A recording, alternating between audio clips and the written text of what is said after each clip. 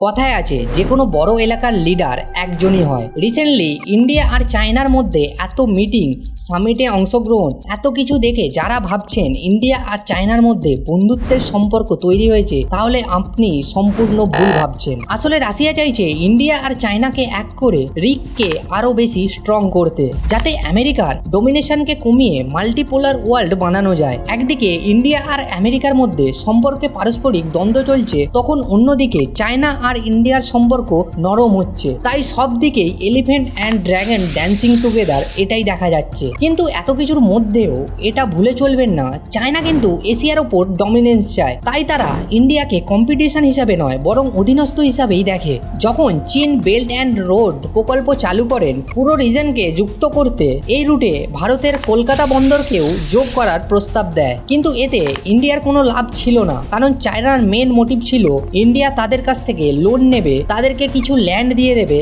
আর চায়নার লোকজন ইন্ডিয়াতে এসে কাজ করতে পারবে। আর এই সেম আরবিআই প্রজেক্ট পাকিস্তানের সাথেও হয়, যার জন্য পিওকের রাস্তা ইউজ করে চায়নাতে যাওয়ার জন্য। চায়না একদিকে আকসাই চীনের ওপর দখলদারি দেখায় আর অন্যদিকে অরুণাচল প্রদেশকে নিজের বলে ক্লেম করে। কাজেই এইসবের মধ্যে দিয়েই ইন্ডিয়া আর চায়নার সম্পর্ক কখনোই তেমন জায়গায় যেতে পারবে না যেমনটা রাশিয়া চায়। আসলে ইন্ডিয়ার নিজস্ব ফরেন পলিসি আছে, না ইস্টের অধীনস্থ হবে না ওয়েস্টের ডমিনেন্সকে মেনে নেবে। কারণ ইন্ডিয়ার ভিশন কাউকে ফলো করা নয় বরং লিডারশিপ করা, আর এটা আমেরিকা আর চায়না ভালোভাবেই বুঝে গেছে। আপনাদের কি মনে হয় কমেন্ট বক্সে জানান।